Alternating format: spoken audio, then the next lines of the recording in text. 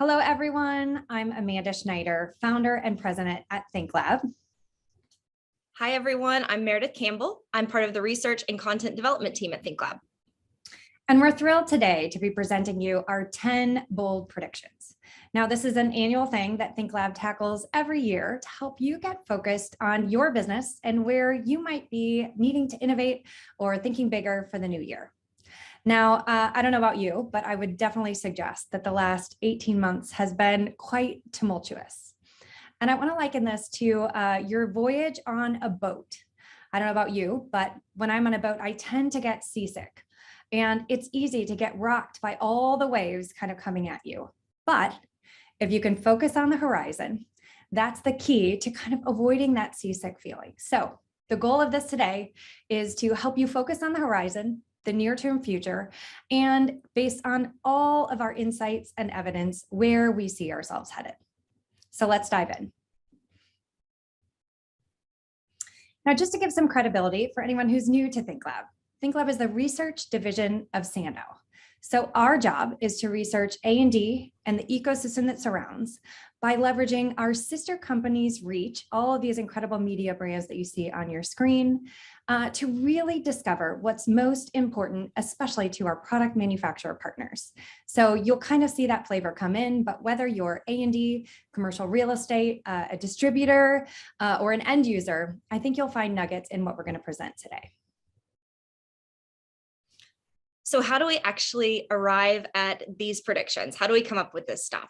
So we start with signals that are happening in the larger world. And from there, these signals start to accumulate into patterns, which ultimately become the trends that we're going to present to you guys today in the form of our bold predictions. And we kind of follow a format of trend, evidence, and then implication. And the implication part is really important because, like Amanda mentioned, this is really helping you understand what this means for your business going forward.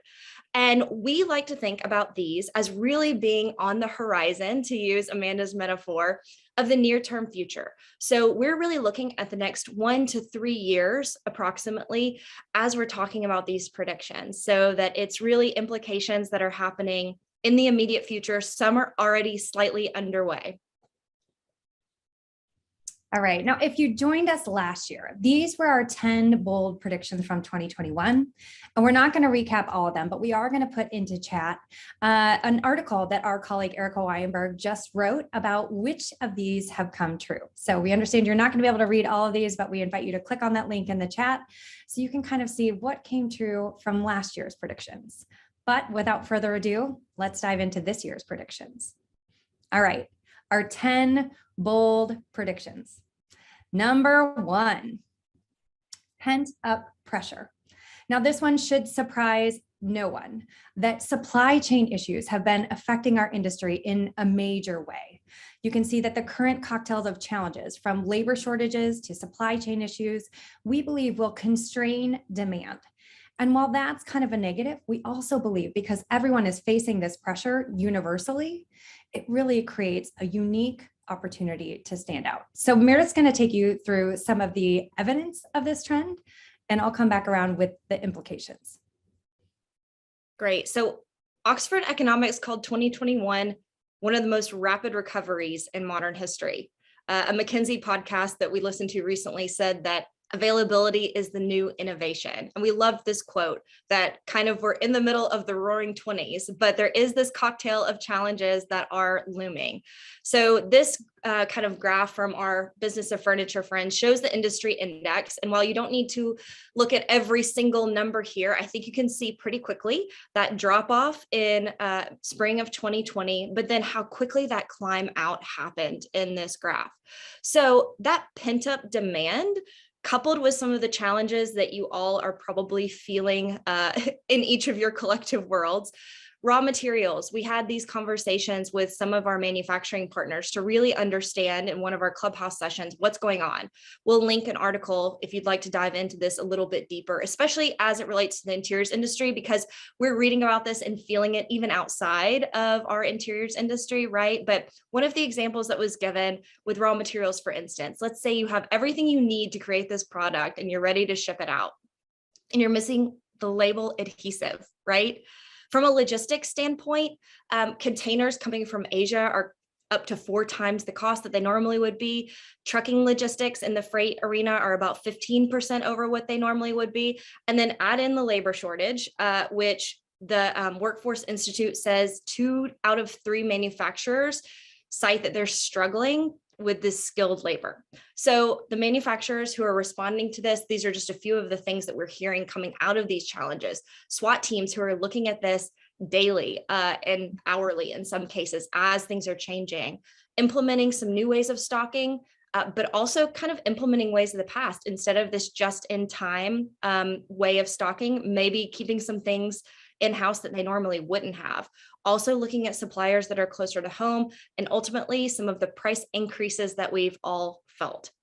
So another study from McKinsey where they polled CEOs from across the country, so this was actually global, not even a national study, found that supply chain and inflation had actually leapfrogged the pandemic as their top concerns around economic growth. So this is part of why we're watching this, but with necessity being the mother of invention, Amanda, I'm going to throw it back over to you to talk about the implications. Absolutely. So we've designed this as a kind of an exercise that you can work through with your teams. And each of our implications this year is taking form of a question. And you'll see all these questions kind of summarized together at the end. So as we look at supply chain this year, we're asking, how might we evolve our communication models to provide more transparency and self-serve convenience? And here, no matter who you are in the ecosystem, Meredith kind of gave some examples of forward-thinking companies and how they're handling it. Concierge services, quick ship options, better transparency around lead times, availability, and pricing. And whether you're a product manufacturer that's selling these, whether you're a designer that's trying to communicate with your clients, we ask, how might we evolve our communication models to provide more transparency and self-serve convenience? So this may seem simple and straightforward. Some of the other tactics that Meredith talked about were more strategies for your business and how to overcome the actual challenges. But we're going to challenge that also a big piece of this is really facilitating seamless communication. So we want to empower you and your teams to really think about not only solving these challenges, but maybe on the upfront end, how you might be able to increase that transparency of communication as an opportunity and as something to set your business uniquely apart. All right, so let's dive into number 2.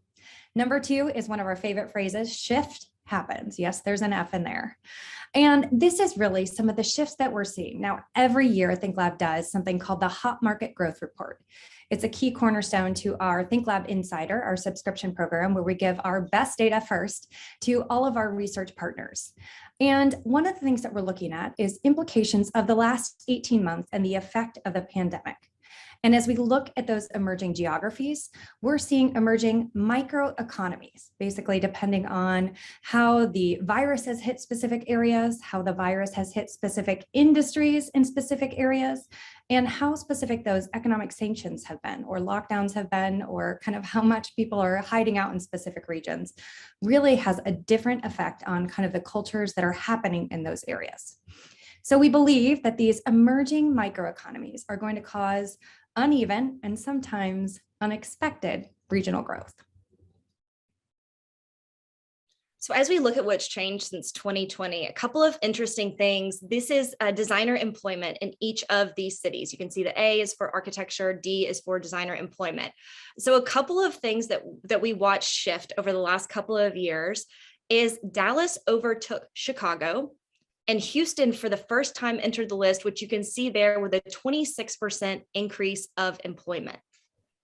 Now, the other shift that was really interesting as we were looking at this data is while there was a 9% decrease in number of firms, there was an almost 12% increase in the number of designers in the US, which suggests to us that more designers set out as sole proprietors.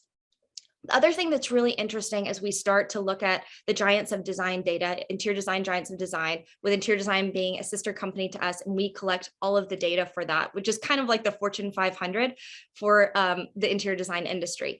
But as we were looking at this data around fees, for the first time ever, healthcare actually leapfrogged over hospitality in 2020. Now, healthcare continues to see growth. Some of the projections show that while residential experienced incredible growth in 2021, they may begin to experience a bit of a right sizing, not to say that they're dropping off completely, but just that growth that they experienced, especially in 2021, may start to even out a little bit.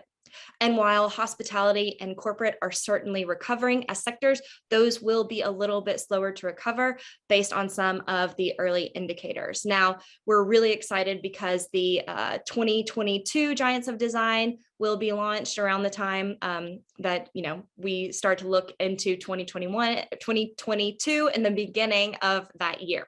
So the other thing that we're watching, and this is JLL from their third quarter office outlook report, is kind of this rate of leasing. So this is telling, if you look at the line across the top, the 0% line across the top, and the dotted gray line is the overall US average.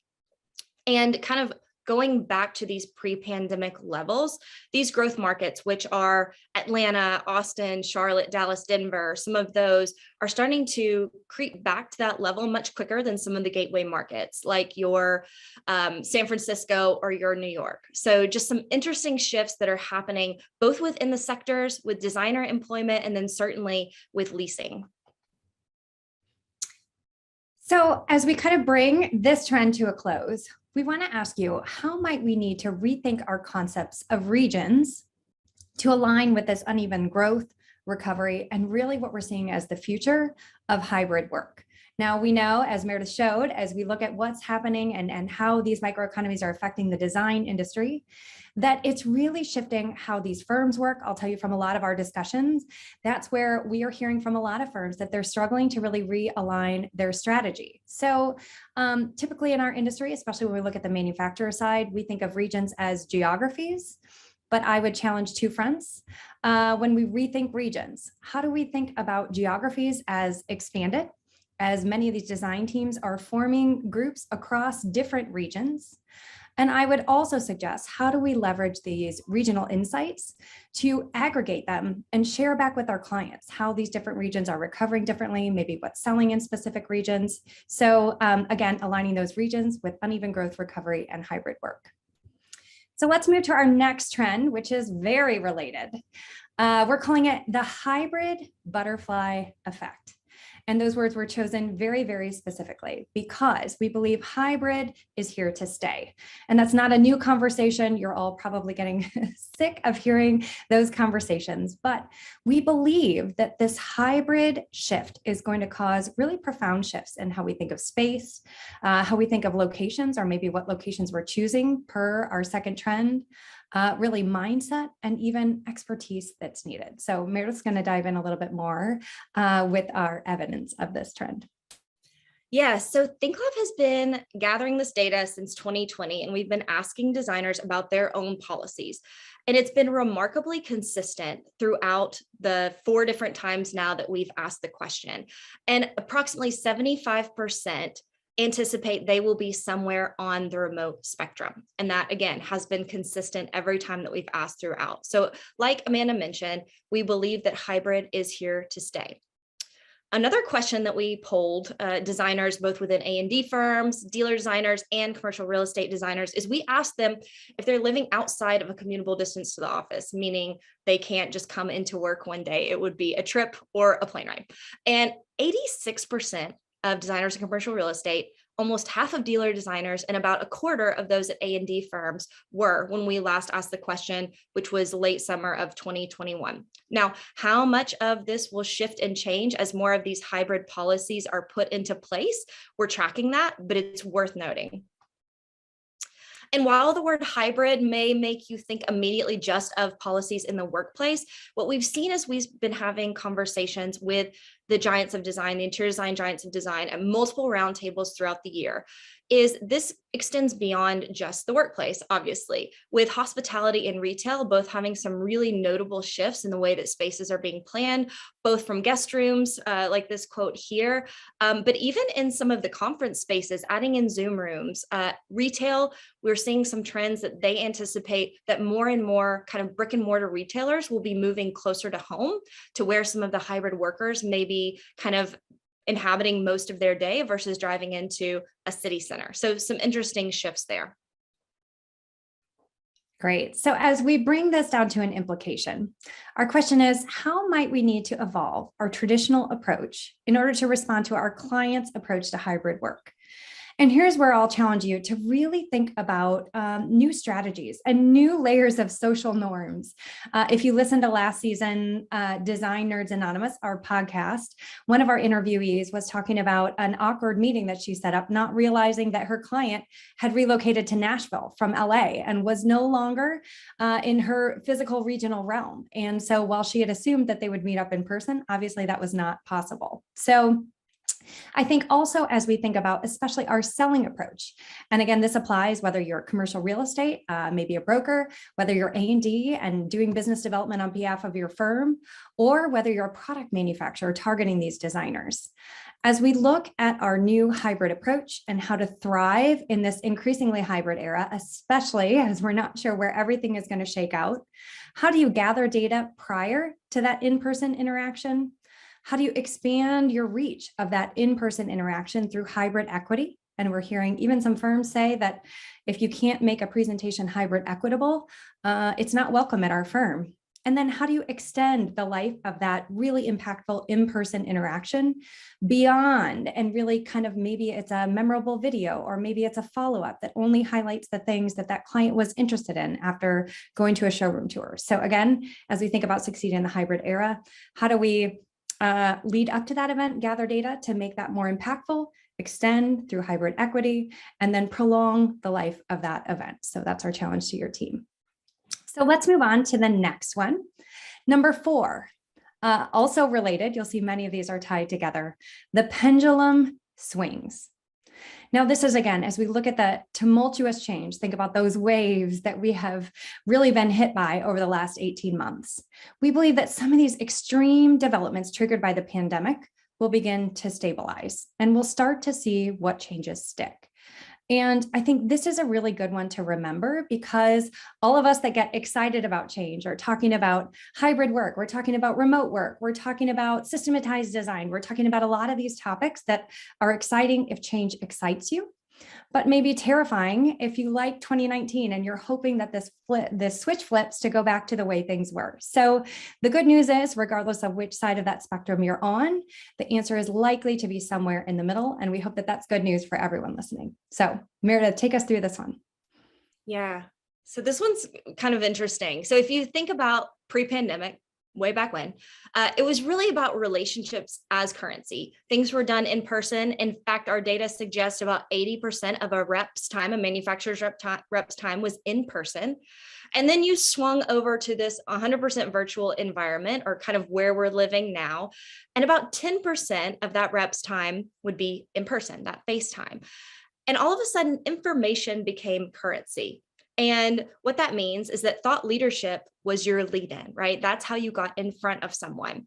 And we believe in the future, and all indicators are pointing to, experience will be currency.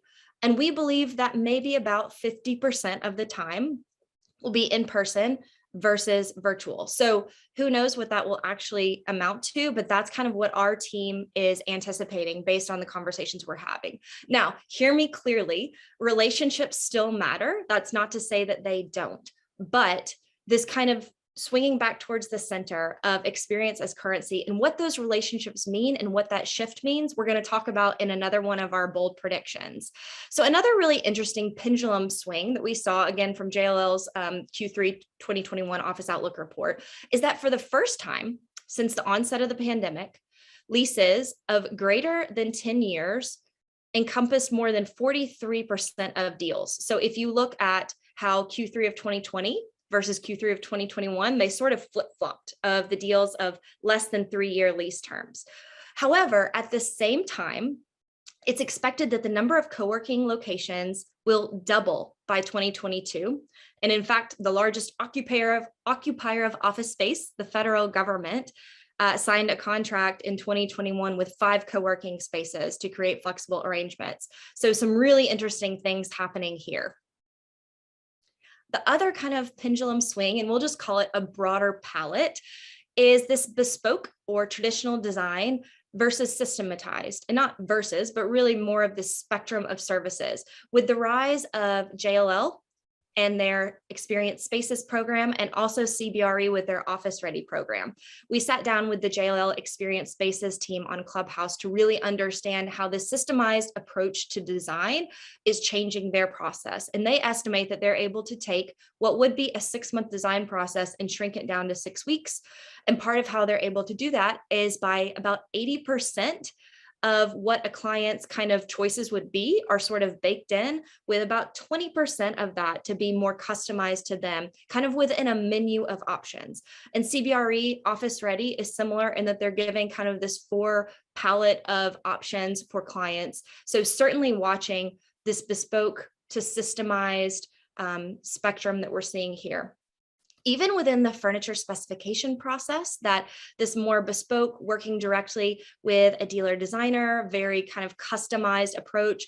And then on the other side of the spectrum, some of these programs and technologies that are emerging to really simplify some of those selections. So an interesting time and some interesting things to watch to see which of these changes will stick, and some of the innovation just that's been coming out of where we are at this point in time. Mm-hmm. Absolutely. So let's kind of dive into our implication here. And our question here is, how might we couple or decouple our product or service portfolio to better solve today's unique client challenges? Now, this word couple and decouple is from a book that we're actually reading in preparation for season 3 of our Design Nerds Anonymous podcast that really looks at disruption and how to cause positive disruption for your own business rather than be affected by that disruption. And they talk about coupling and decoupling the value chain here. And so we'll put a link to that book in the show notes here, but we encourage you to watch out for our podcast that's going to be coming out.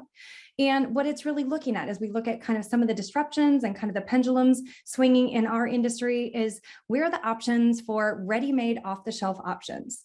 You may not have historically thought of that in your product category and your service category before, but this is not to say that it's going to take away from the way things have always been done. It's just giving clients another option. Looking at this coupling and decoupling to create innovative subscription offerings. We also just read this great book called The Forever Transaction that looks at innovative subscriptions. And we've developed our own called our ThinkLab Insider program that many of you are a part of. But it, again, doesn't necessarily take away from these bespoke solutions. So let's move on to our next one. Number 5, halfway there. We're looking at a re-engineering of relationships. Now, this is as a result of some of that hybrid butterfly effect that we just talked about. We're going to have to re-engineer how we've traditionally done things.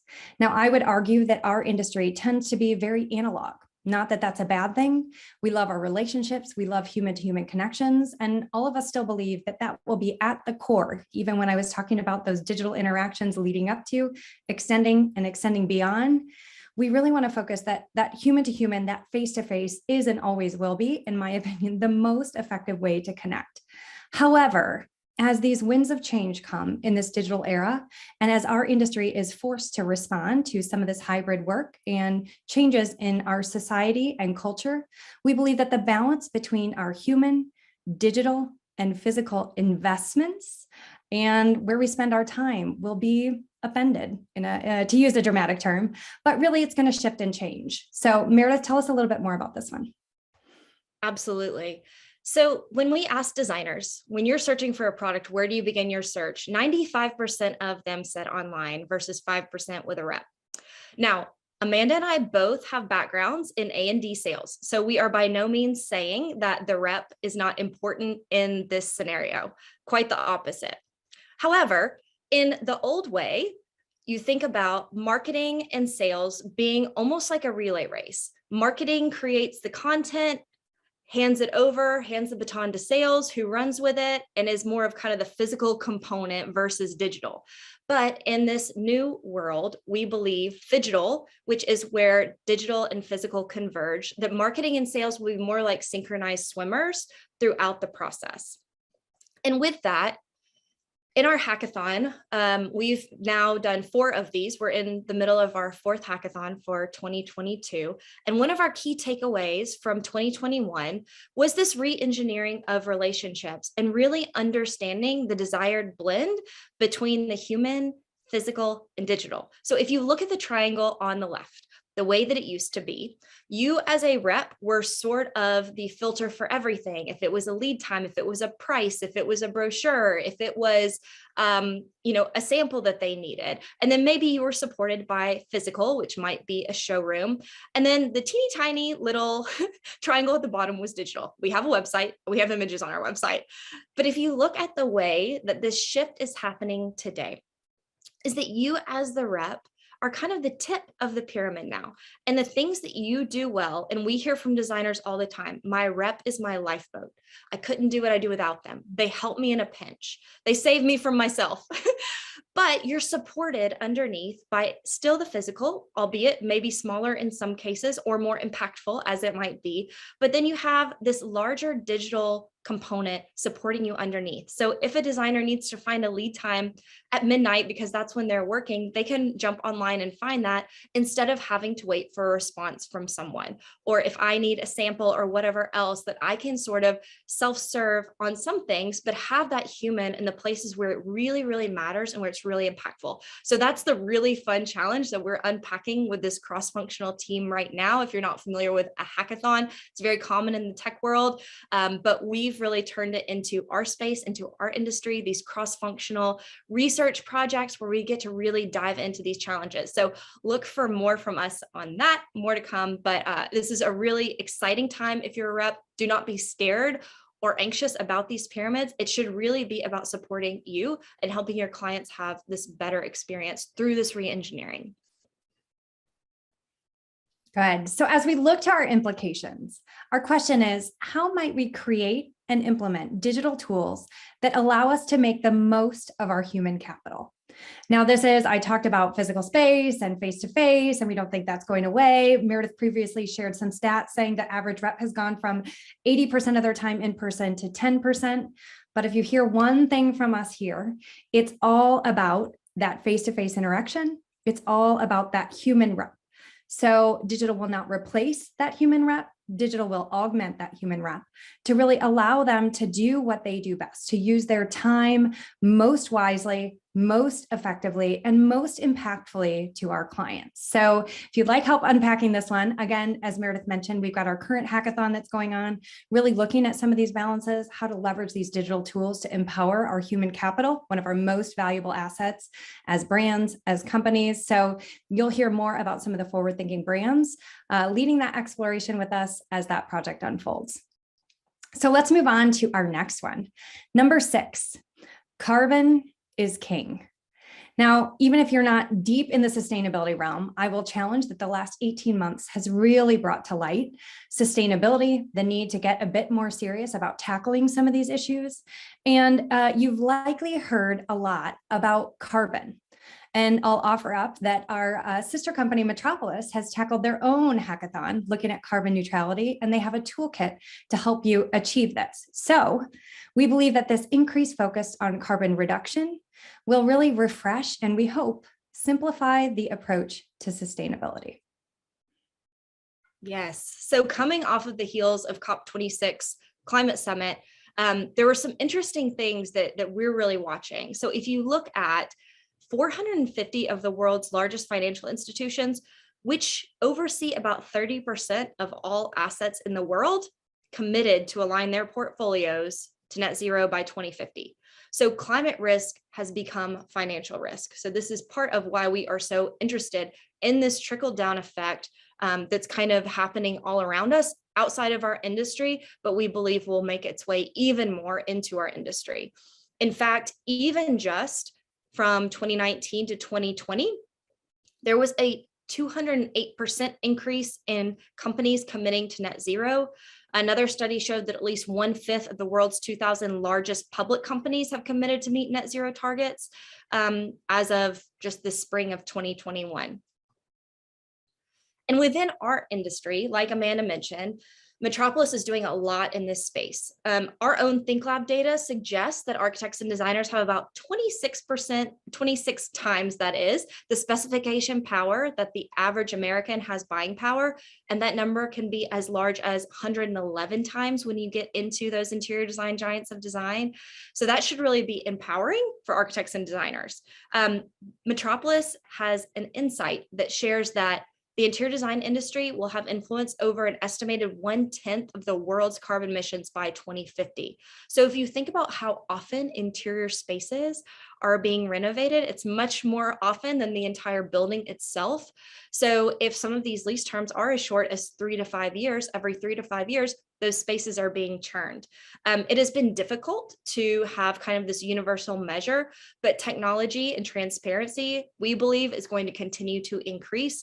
And because of the greater influence in the world and our customers and these net zero targets, this really has a trickle effect into our industry. Good. So as we get to our implication here, we ask the question, how might we leverage our industry's sustainability influence to simplify decision-making and empower one another and our clients to fight climate change? Now, Meredith just shared some really empowering statistics, whether you're an architect and designer recommending these products and helping your clients understand, or whether you're a product manufacturer that is making these products and trying to make it easier for that designer to do their job. We believe that our industry has incredible power to do our part for the generations to come. All right, number 7. Rise of reuse. Now, this is an incredibly fascinating one because one of our biggest statements at ThinkLab, if you followed any of our journey over the past decade that we've existed, is that we believe the biggest future innovations will not necessarily be about product, but they'll be about process innovation. And I think this is a great trend that kind of embodies that statement, that is really not only about the one we just talked about the product and about how we can reduce carbon emissions and, really do things in the making of that product, but how can we innovate our business models? So we believe that resale will gain traction as new business models emerge to crack a very complicated nut in the interiors industry. So we're tracking a lot of businesses, some technology startups, that we believe this is a huge opportunity for someone to kind of crack this nut and really innovate on this idea of reuse. We're seeing it in ride sharing and car sharing. We're seeing it in Airbnb, and we challenge the industry that there's opportunity here for us as well. Absolutely. So let's look outside of the B2B realm for a second and look at B2C. So this is something that has been underway for a while in that space, but like Amanda mentioned, this has been much more complicated as you get into B2B. And it sounds really wonderful in theory, but it's been very difficult to execute. So in the B2C realm, there's expected to be a 70% growth in resale of B2C furniture by 2025. And over in the retail realm, there is expected to be an 11-time growth by 2025 in resale clothing. In fact, the brand Madewell, that many of you are familiar with, just launched their first brick and mortar store with ThredUp, in partnership with ThredUp, that is selling 100% reused clothes. So there is nothing new in the store. Even in IKEA and some of the other retailers, we're starting to see this. Now, in our realm, we have some entrants to the market, and Amanda and I are doing a lot of research and chatting with some companies that are doing some interesting things. You have companies like Receipt, which is more of a platform to sell and track the life cycle of commercial furniture.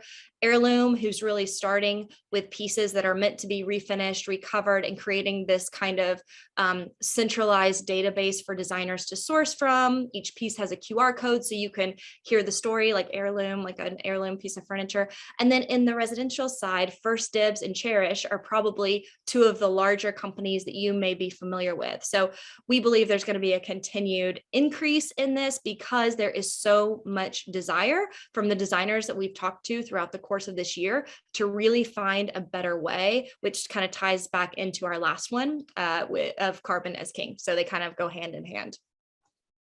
Good. So as we look to our implication here, we asked the question, how might we consider innovations in service models and reuse?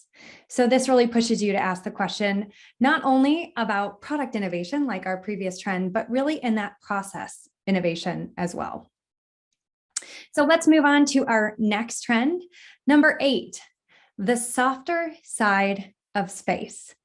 Now, I think, again, we have traditionally thought of product. If you're a design firm, your product is the space that you design. If you're a product manufacturer, it's the thing that you make. But as we look at this process evolution, as a result of especially some of the awarenesses gained and the implications of the last 18 months of waves that we've all been through, we want to challenge that design as a function will expand to include new areas of expertise that go beyond space.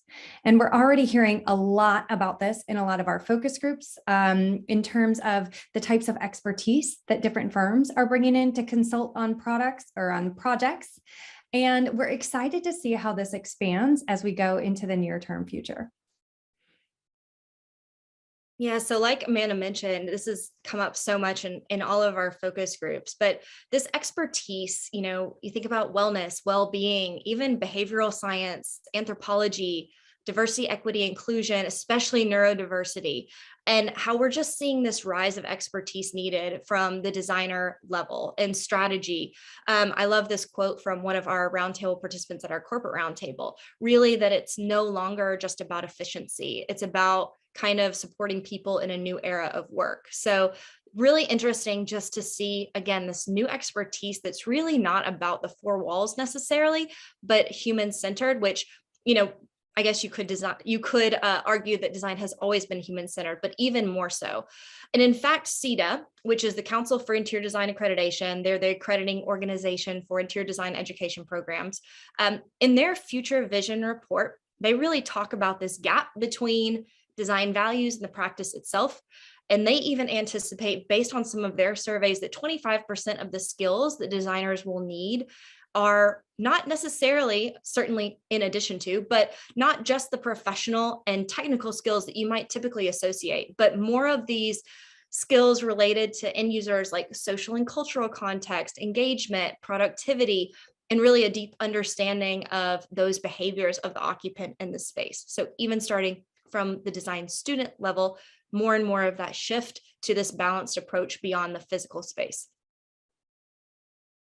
Good. So as we shift to our implication, we ask the question, what new expertise will our industry need as physical space becomes a support for policy, mental well-being, and social connection?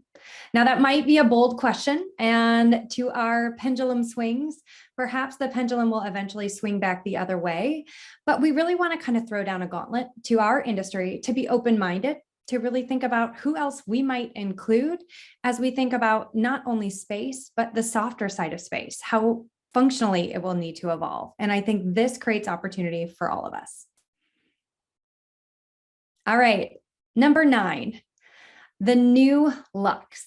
Now, this is a fun one that I think gets to a little bit softer of a story, really looking at the aesthetics of space.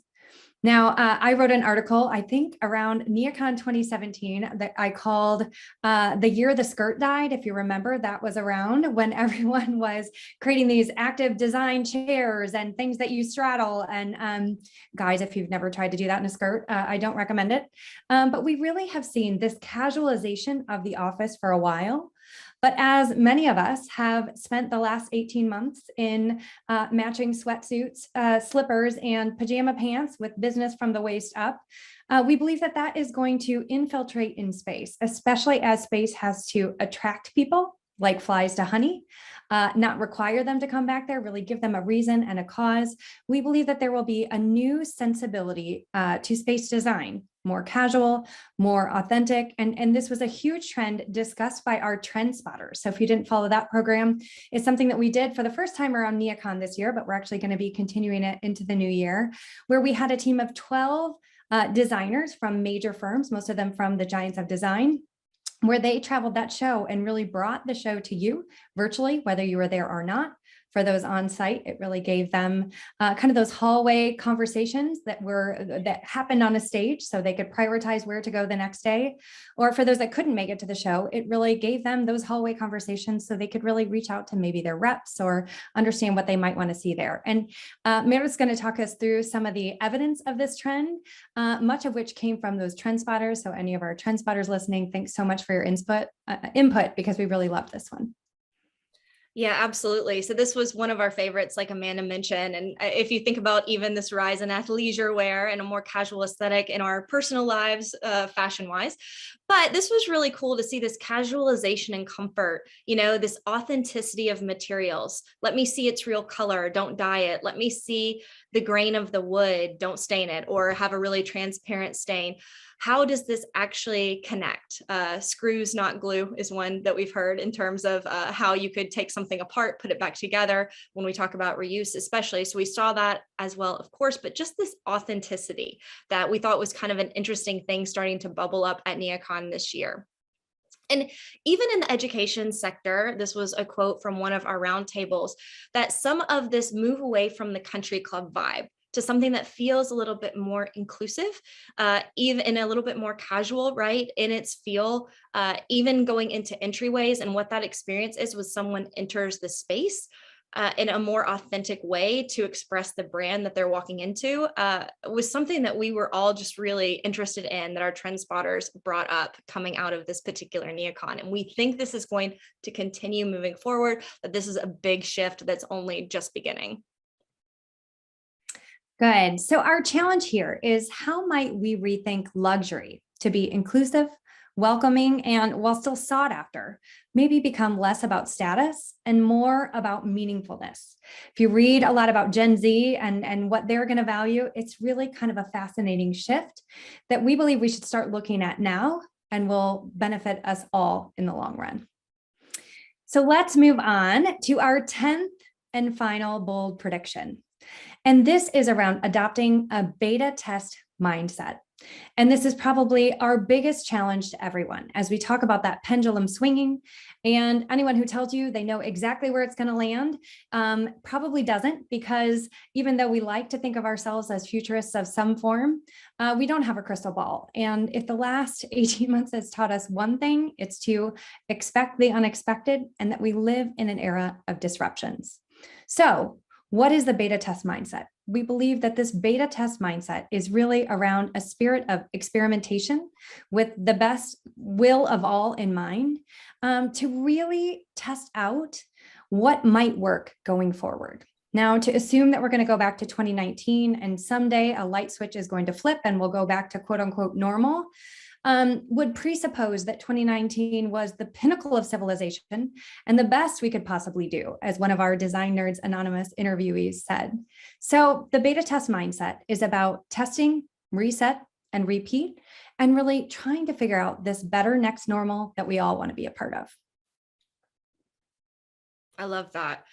So as we've had conversations, one of the other quotes that I really loved from one of our roundtable participants was around their client and their client's sentiment. And they said, we don't want to pave the sidewalks until we know where people are walking. And I think that really sums up this era of experimentation that we feel like designers have, our clients have more and more appetite for. Of course, designers would encourage this as well. So even this rise in prototyping and pilot spaces, that these can be small projects within someone's own space. Curio was an example of a new showroom from Workflow Interiors, but it's really more of a showroom lab so that you could work in this space, test it out. Manufacturers can bring in products for short amounts of time. So even a trickle effect into showrooms in the way that we typically select product, that they're not just a furniture museum, but they are more of a living, breathing, evolving tool to really support this rise in prototyping. So that's something that even one of our trend spotters said, that they think budgets are going to shift to allow for more of this experimentation, that as we're entering into this era where technology and sensors can help spaces be more responsive, that we'll see even more of this. And then outside of course, just the corporate arena, even thinking about education and what the classroom of the future looks like. And we heard this a lot in healthcare as well, that, who could have known that spaces were going to have to respond to a pandemic. And so this uncertainty sort of being the normal and really responding to that in the built environment will kind of breed this era of experimentation. So our 10th and final challenge, as we look at these implications, is how might we lower internal risk to test new ideas within our organizations and reward successful experimentation? Now, one of my very favorite books of all time is Adam Grant's The Originals, that really talks about shifting us from a defensive mindset, which makes us more averse to risk, to an offensive mindset, really one that's willing to try, test, reset, and try again, and find rewards even when things maybe don't work exactly like you expected them to. Now, as Meredith said, we're seeing this kind of emerge, and we feel like there's a huge opportunity here. We're hearing designers request, instead of a tour, that shifts to a workshop. We're hearing libraries shifting from libraries to labs, from presentation to experiences. So what are those elements that really help you shift the experiences that your clients have with your brand to really make it easier to say yes to your product or your service and embrace and engage with your brand? So let's wrap this all up by showing you, well, I'll let Meredith talk here first about this quote, because it really ties into some ways that you can stay engaged with ThinkLab. Yeah, so this is a quote from Eddie Obeng, who will be our keynote speaker on February 18th. Feel free to join us at 12 p.m. Eastern. It's going to be a great discussion. And this is really about understanding the world you're living in to make sure that what you're working on actually fits in this time, right?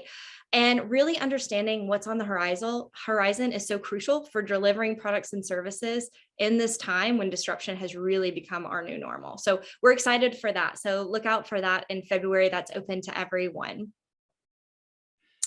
And we think that's a fascinating quote to kind of end this exploration with. So here on your screen, you can see all 10 trends that we've just gone through.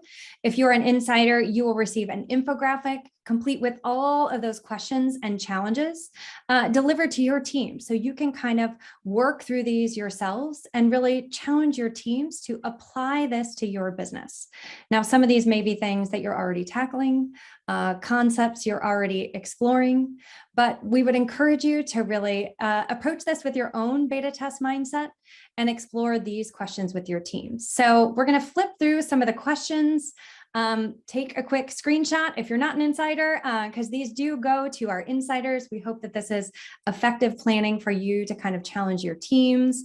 Meredith, if you want to click through to the next one, here's the first 5, our second 5.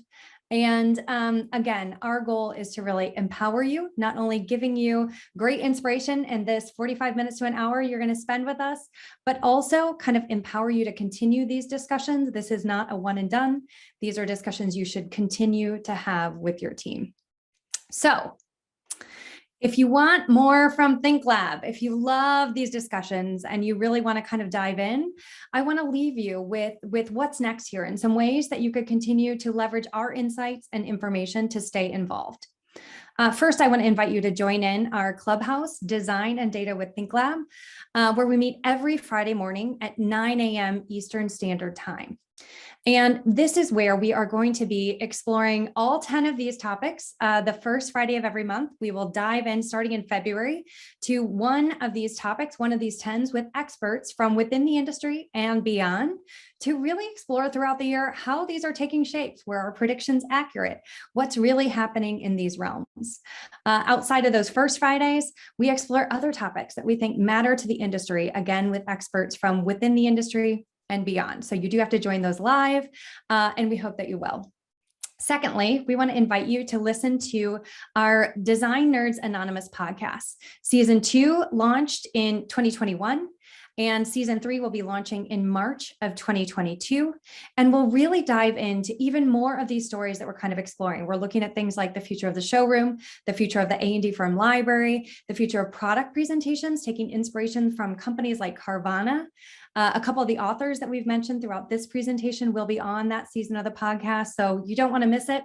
And if you want to go back and listen to some of our previous seasons that were launched in 2020 around the business development process and how that's likely to shift, and 2021, we would encourage you to do so. And lastly, we also want to invite you to dig in, if you're approaching this beta test mindset, to our new book, 100 Practical Ways to Revolutionize the B2B Sale. And this is literally an idea book of 100 ways. If you like those questions to kind of discuss with your team, each one has kind of a fun title. You can see this one says 10 tips for making videos that don't suck. Things that you can work through with your team, ways to apply some of our insights and research to your business and really kind of engage with your team. So we have 100 Practical Ways to Revolutionize the B2B Sale. Our second playbook with ideas 101 through 200 will be coming out in 2022. And we have even more exciting information to share, as Meredith said, as we tackle this next hackathon, really looking at the balance between with human and digital connections and how that might evolve for our industry in the future. So we want to thank you for joining in today, and I'll leave you with an invite to join in. And there's this link on your screen, or you can take a photo of that QR code and connect directly with Olga Odeid on our team. But we love this research. If you can't read the passion in our voices from Meredith and I, we love to share it with you. So whether you just want to dip your toe in and join our newsletter list, join our research list where we give you nuggets and insights, or whether you want to dive a little bit deeper into our insider program where you get the hot off the press, hot off the shelf insights straight from us, we would invite you to explore that with us. So thank you so much for your time today, and we look forward to exploring these and more in 2022.